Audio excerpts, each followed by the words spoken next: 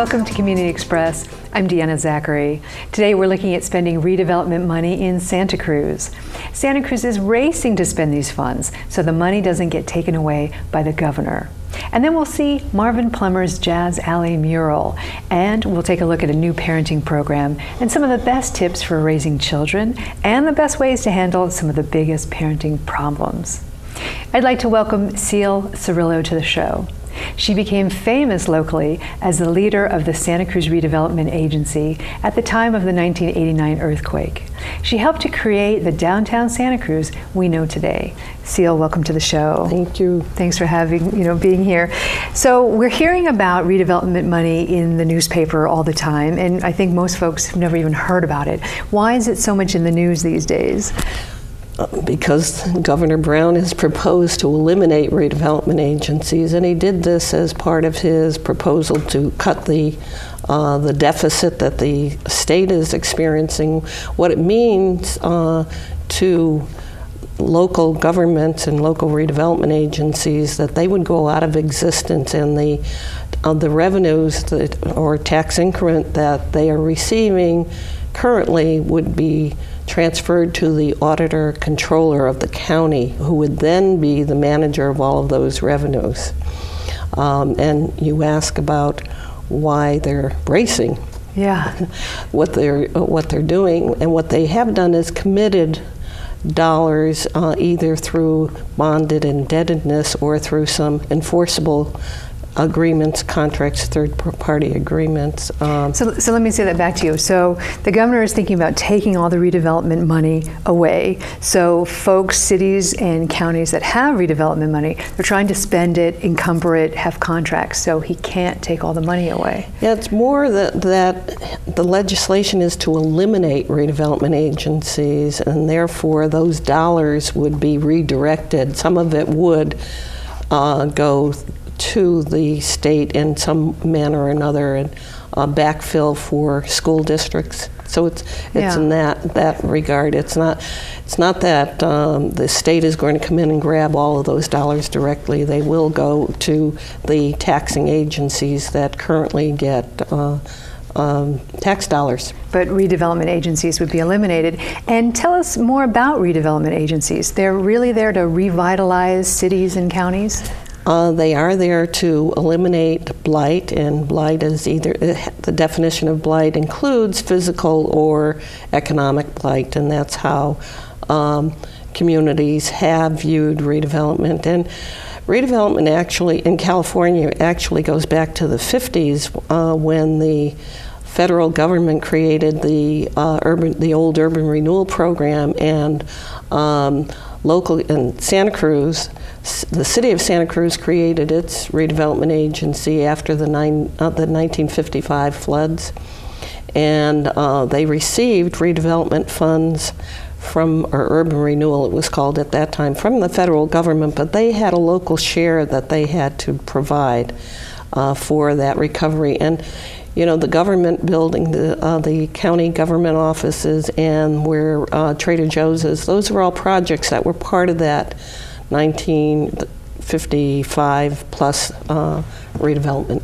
Right, so, and then the earthquake comes in '89, downtown Santa Cruz is destroyed in many, many ways, and you helped to rebuild with these funds. It was reactivated.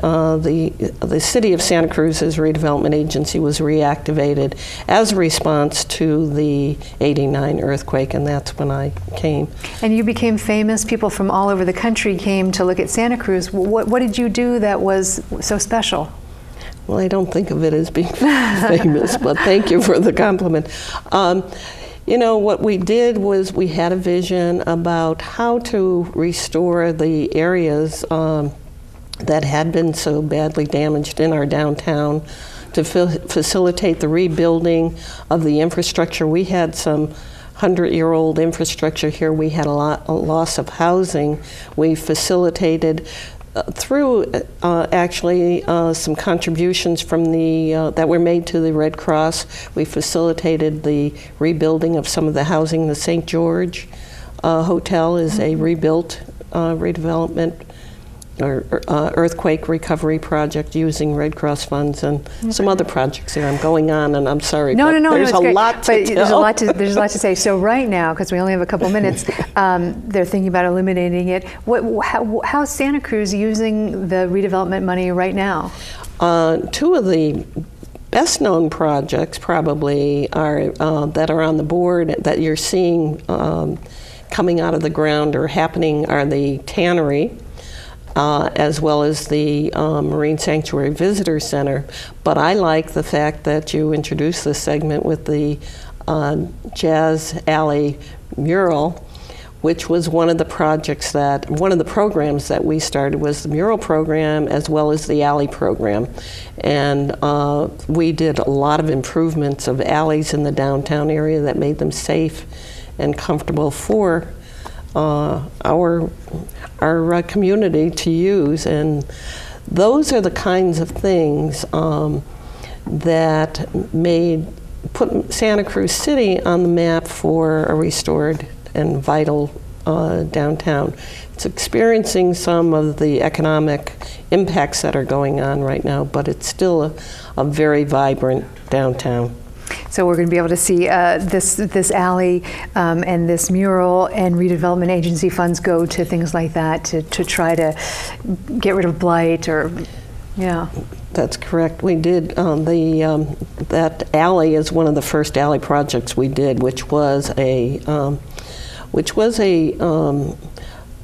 area that was unsafe and had a lot of social problems. And has it helped? Oh yes. Okay, oh, yes. Great, thank you. We've been talking about Santa Cruz trying to desperately spend redevelopment agency funds, and I want to thank our guest, Ceil Cirillo. She was the former head of the Santa Cruz Redevelopment Agency, especially at the time of the earthquake in 1989, helped to rebuild downtown. Let's take a look now at some images of the Jazz Alley mural in downtown Santa Cruz, which was painted by Marvin Plummer and was partially sponsored by local redevelopment agency funds. And then we'll explore a new parenting program and how to best care for your children.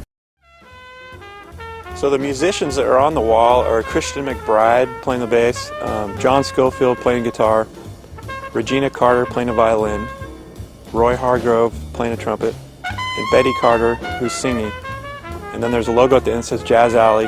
These musicians were chosen by the Kumba Jazz Center as artists that frequent there and that are kind of part of their family and they're close to their hearts.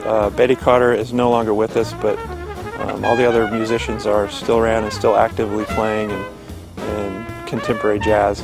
I'd like to thank Santa Cruz Redevelopment Agency, Kumba Jazz, and Cross Properties, along with the other sponsors, and especially to Wayne Palmer, Santa Cruz City Arts, and Robin and Greg Sirakides, Bob Farmer, for helping me out with all this. I'd like to thank the neighbors, the people, the locals down there, for watching my back and kind of befriending me and hanging out and watching my stuff, letting me take breaks here and there. And I'd like to thank my wife Amy and my son Max for letting me go to work early and come home late, and for being very supportive.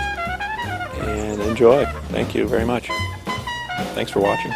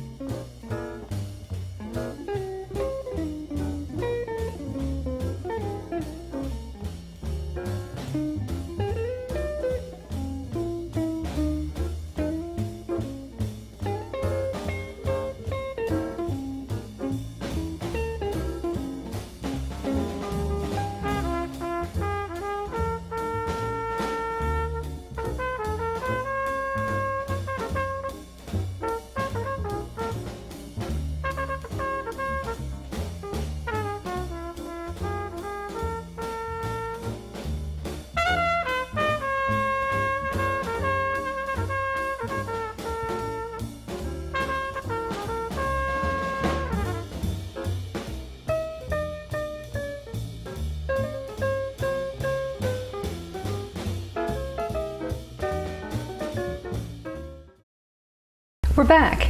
What are some of the top 10 tips for parenting? There's a new parenting program in Santa Cruz called Triple P, the Positive Parenting Program.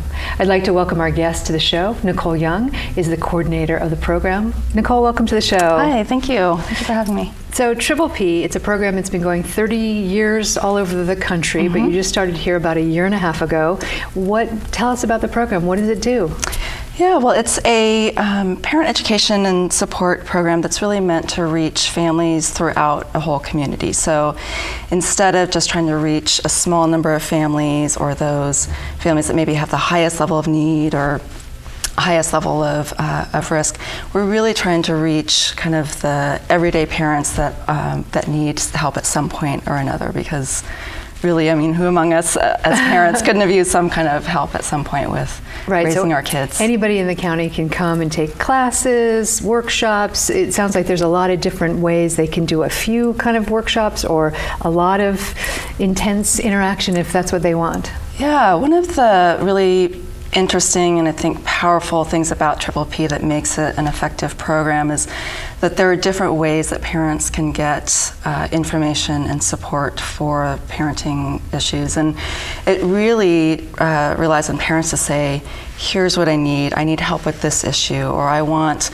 some real in-depth support around how to strengthen my relationship with my child, and what are some ways that I can do that. What are some of the things that people really come to you for and say, I need help with this and this and this? Yeah. What's most common?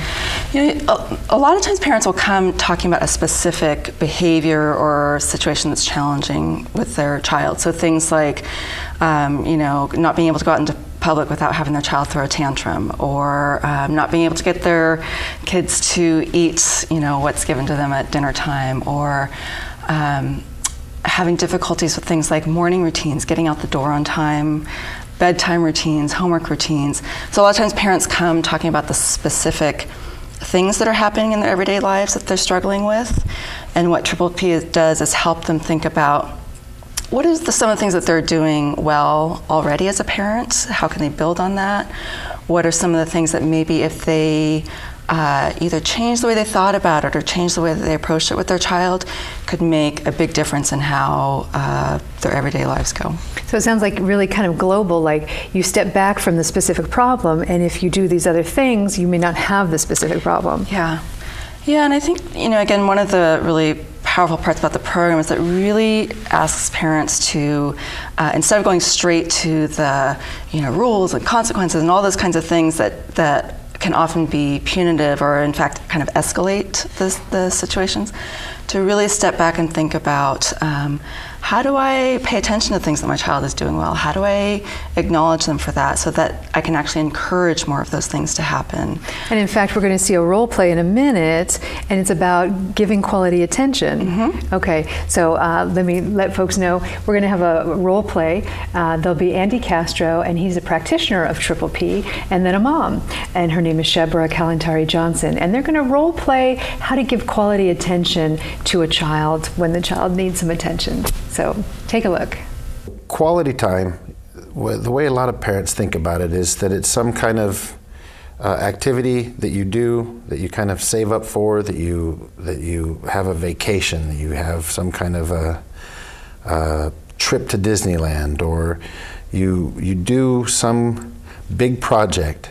And the way that we live our lives right now as parents, we have to work, take the kids to school, shuttle them around, take care of the house, do whatever kinds of social stuff we do with our friends and families, that it's really kind of hard to fit all of that in. And what Triple P does in this program is really kind of take the idea of quality time and kind of pull it back from this reserved status of this big event into little particular ways that you can meet your child's need for attention every day and several times a day. So really the aspect of quality time is to have more frequent and shorter durations of time with your kid than saving it all up for like some big trip to Disneyland. What I'd like to do today is to have Shebra and I do a little bit of a role play with quality time and just kind of see the idea in action. And So it'll be like I'm the practitioner and Shebra's a mom coming in a triple P setting, and we're going to be talking about things to encourage children's behavior through triple P. So hello, Shebra. Hello, Andy. How you doing today? I'm okay, a little bit tired. Huh. Well, yeah, you got 2 boys, huh? Yeah. Today, when we're talking about triple P and encouraging behaviors, what I'd like to focus on first is this idea of quality time. What kind of sense of quality time do you have? Just when you think of quality time, what notions do you have? Well, it's something that I wish I could do more with my kids, but it's just, there's so much to get done in the day, and I'm working part-time now. It's something special, something fun, something that you enjoy doing, and like I said, I haven't made enough time for it, unfortunately. It sounds kind of like your idea of quality time is something that you almost have to reserve time to be able to do it, and then you're so busy that it's really hard to kind of put it into effect. Yeah. What I'd like to do is kind of talk about how triple P utilizes quality time and as being a shorter, briefer duration and more frequent use of attention with your child. Okay. And some of the things that it's encouraged with triple P is that it may take up to 30 seconds or a couple of minutes of just focusing on your child when they're seeking your attention. Mm-hmm. And some of the things that you can do in that time is if you're busy doing something, and you can set it down, make eye contact with them, turn your body towards them, maybe even get down to their level or something like that. Mm-hmm. And so is there something from your life where maybe we can look at how you can utilize this idea of quality time? Yeah, well, I feel like I'm doing dishes all day, every day. So how about I'm doing the dishes and my son wants to show me something he's drawn? Excellent. So you do the dishes, I'll be your son. How old is he? 3. 3? Okay, so okay. I'll bring a little drawing. All right. Okay. So go ahead. Mom. Yes, honey? Look what I drew here. Oh, wow, look at that. Look at all the colors. Yeah, I used all of them. It's a horse boot. A horse boot. Yeah. Very interesting. Yeah. That's pretty nice, Andy. Uh-huh. Yeah, you know what? I think I want to draw something else now too. Okay. Go for it. All right. All right. Love you, honey. Love you too, Mom. Okay. How'd I do? That was great. So one of the things that you did the brief thing, but I wanted to get your feedback first about what your thoughts were about it. So what do you think went well? Well, I stopped washing the dishes. I washed my hands with a towel so that you would know that I'm turning my attention to you. Mm-hmm. And is there anything that you might have done differently? Well, you'd brought up earlier about getting down to eye level and standing side by side to look at something. So I think I could have probably done that a little bit differently and gotten down to your eye level. Excellent. That's it. That's basically quality time in a nutshell. So tell us, what did we just see there? Yeah, a couple things. One is that that particular strategy of quality time is a very simple and practical and easy thing that parents can go home and do right away. And what we've heard from parents that have been going through this program is that it's one of the more powerful and impactful things that they are using with their kids, that it's often, again, preventing some of the bigger challenges or kind of problematic situations from occurring. So if you really focus on the kid, give all the attention, maybe they're not going to whine later, that kind of thing. Right, because kids are pretty smart. They'll figure out ways to get your attention if they're not getting it. But that is an example of a really, again, simple, practical technique that parents can use to build that positive relationship. What are some other kind of big core techniques that are simple and easy to use? Yeah, things like giving descriptive praise or encouragement to kids. So again, it's about noticing what that child is doing well. It's recognizing their effort as well as their accomplishments and being really specific about it. So instead of just saying, good job, to say, wow, I like how you set the table tonight, or I like how you shared that toy with your friends. So again, letting that child know what they've done well. Things like giving calm, clear instructions. So instead of phrasing things as a question to your kids, like, do you want to go to bed now? and you might get a no answer, that that you're really clear about what it is that you want your child to do, and focusing on the positive instead of don't do that or stop doing that, which is what a lot of us as parents, when we're tired and frustrated and rushed, Well, say, don't hit your sister. Exactly. What would you say instead? Instead of use your words, or use your hands gently, or be gentle with your sister. The positive and the positive Exactly. parenting. Focus on the things that you want to see happen. It also sounds like engaging activities. That's really important for that intimacy, that bond to be created between the parents and the kids. Yeah, it can do several things. Again, let's say you're going to the grocery store and you need to take your child with you. Planning ahead and thinking about what would be an interesting thing for your child to do when they're with you on that shopping trip. So being able to hold the grocery list and a pen, or being able to help you find things on the shelves, can be a way to keep them involved with you. It's a way to keep a conversation going with your child. Rather than having them run around, grab things, and yelling at them as they're running down the aisle. And yeah, exactly. And so this is available to everybody in the county. Coming up, there's lots of different workshops. Tell us the different ways people can access. They can take a couple of workshops, or they can sign up for one-on-ones. All of that, really, it depends on what parents are interested in, whether they'd like to have something that's briefer and more focused on a specific issue that they're facing, or whether they want a longer, more in-depth kind of service.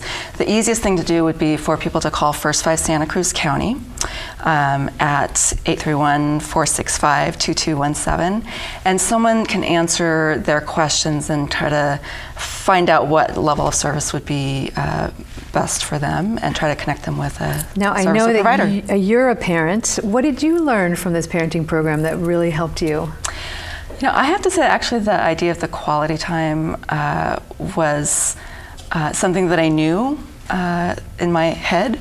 But again, that reminder about how big of a difference it can make to just take that few seconds to really pay attention to my kids when they're asking that question or want to show me something, leaves them feeling good, leaves them feeling like I'm available to them.